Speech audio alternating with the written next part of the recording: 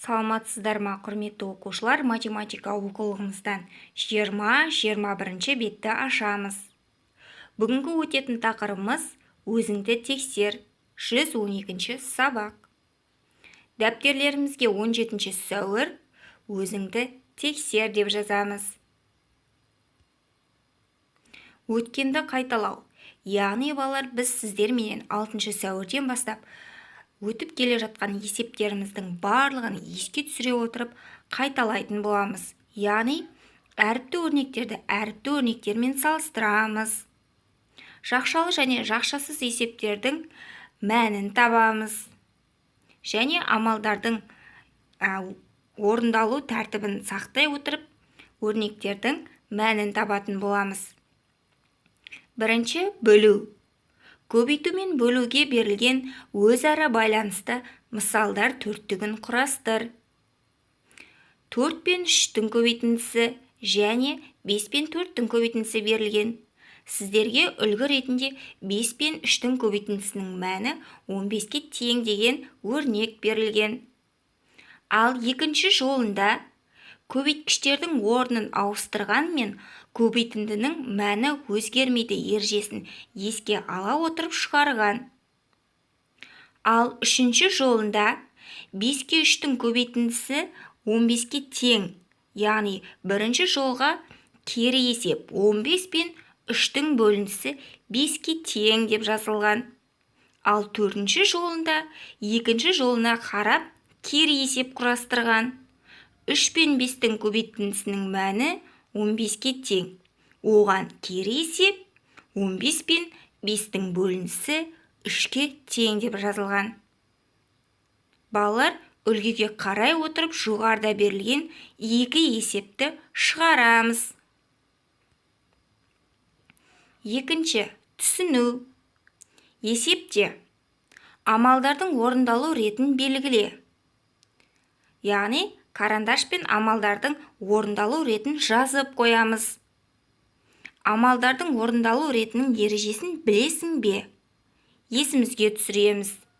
Біріншісінде 40 пен 5-тің бөліндісі, одан кейін 12 мен 4-тің бөліндісін тауып аламыз.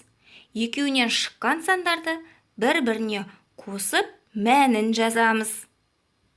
Ал екінші есебінде 12 мен, яғни ең бірінші жақшаның ішіндегі тауып аламыз 12 мен 8-дің айырмасын. Одан шыққан санды 32-ге бөлеміз. Одан шыққан санды 40-тан азайтамыз. 3. Қолдану. Есепті өрнек түрінде жазып, оны шығар. Балалар, бұл есепке шарт құрмаймыз, тек қана өрнектің мәнін жазып қоямыз. Яғни өрнек түрінде жазамыз, шешуін ғана. Бір орамда 16 метр сым темір бар. Ал екіншісінде одан 4 есе кем. Есе кем болса не істейміз, балалар? Есімізге түсіреміз. Екі орамда барлығы неше метр сым темір бар. Жақшаның ішінен, балалар, сіздер екінші орамдағы темірдің қанша екенін тауып аласыздар. Ал барлығын табу үшін бірінші орамдағы сым мен жақшаның ішінен шыққан екінші орамдағы сымдардың санын қосамыз. Сонда барлығы шығады.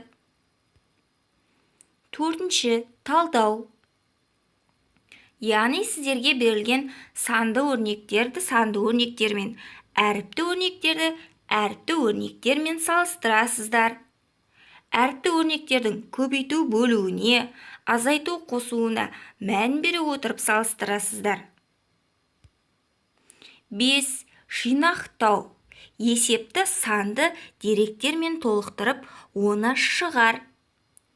Бұл есепте де, балалар, сіздер шарт құрмайсыздар, тек қана шешуін өрнек түрінде жазасыздар. Бумада 5 көк шар бар, ал қызыл шар одан торкөз тұр. Торкөзге әркім өзінің қалаған санын қояды. Есе артық. Бумада барлығы неше шар бар? Есе артық болса не істейміз? Есімізге түсіреміз. Қызыл шарлар мен көк шарларды барлығын табу үшін бір-біріне қосамыз. Бұл есеп, балалар, үшінші есептегі өрнекке ұқсайды. Алтыншы. Бағалау. Қатесін түзет.